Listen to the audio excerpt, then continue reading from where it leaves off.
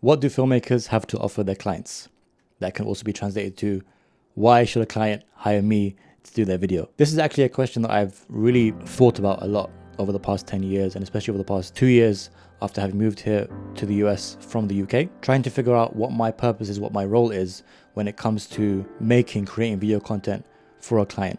What do I have to offer the client or the potential client when they come to me and I sit down with them and they talk about understanding why it's important to have a video of some form for their business or for their charity or for whoever it is. And somewhere between my very self-deprecating character and my ego, I feel is the answer. I think it's very important for us as freelance filmmakers to understand what our purpose is when it comes to creating video content for our clients. What essentially do we bring to the table that perhaps other filmmakers might not be able to bring? Even the term filmmaker itself is a very generic term. What do we class ourselves as? Technically I'm a producer, I'm a director, I'm a cameraman, videographer, cinematographer, whatever you want to call it, editor as well. So even trying to find a word which properly introduces myself to a potential client has been tough. So I think I've landed exactly at what I personally can offer clients.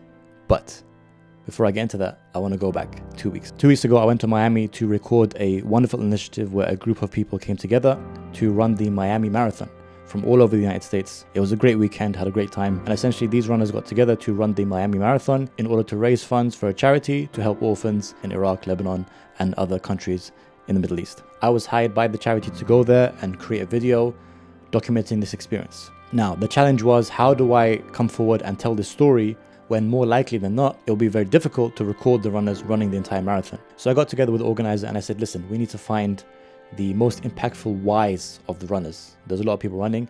Let's focus on, let's say 3, and try and get to what is their why when it comes to running. What is it that pushes them to dedicate their time to run the Miami Marathon, which is not easy, for the sake of fundraising for orphans. We focused on 3 of the runners. I sat them down, I interviewed them, and used those interviews to obviously get them to introduce themselves, but also try to get to the emotional purpose behind why they're choosing to run the marathon. What is the connection between them running the marathon in Miami and the orphans that they're going to be helping with the funds that they raise? After we interviewed them, I knew very well that it would be very difficult to film them running the marathon.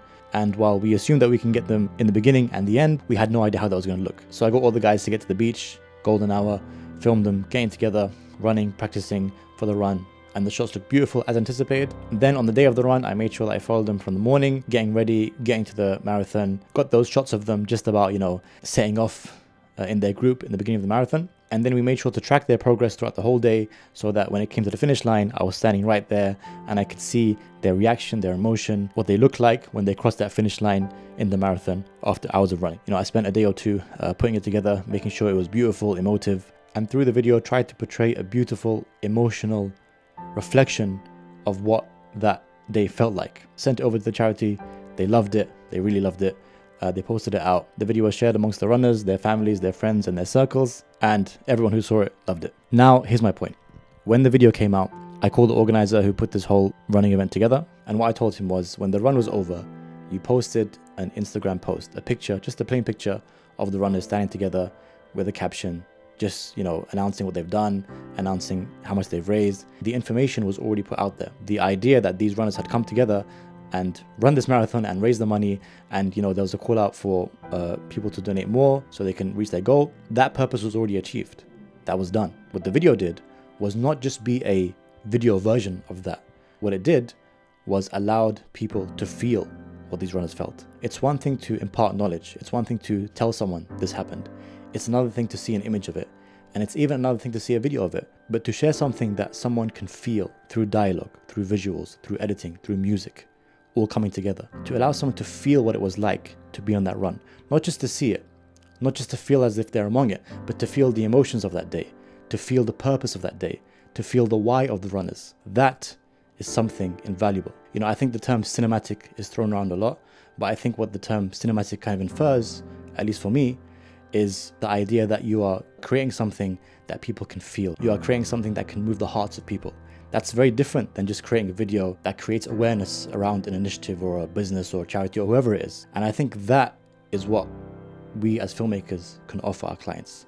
Storytelling, the telling of stories through visuals, through sound, through editing. Because I love cinematography, the way I look at what I do is through visuals. And I've often fallen into the trap of trying to explain to a client how good my visuals are, how good I can make their video look. But when it comes down to it, while they can appreciate it, it doesn't help them achieve their purpose of marketing their business or their charity or whatever it may be. What I actually have to offer is the thing that comes most naturally to me. And while I'm trying to work hard on improving my craft, improving my cinematography, improving my lighting, improving my visuals, this project reminded me that I can't lose sight of what comes most naturally to me and what I have that is most valuable to offer my clients, which is the ability to tell stories. The ability to take the information that they're giving me, the ability to understand what their purpose is and what their intention is and where they want to go and what they want to achieve, and find a way to translate that into a beautiful story and find a way to tell that story in a beautiful way. Be it a commercial or a brand film for a business, or be it a mini documentary telling the story of a charity, or be it something like this where the information, which is a group of guys coming together and running a marathon to raise funds for a charity, can be translated into a beautiful story that can be not just viewed, not just seen, but experienced and felt. And I think that is what we as filmmakers have to offer our clients.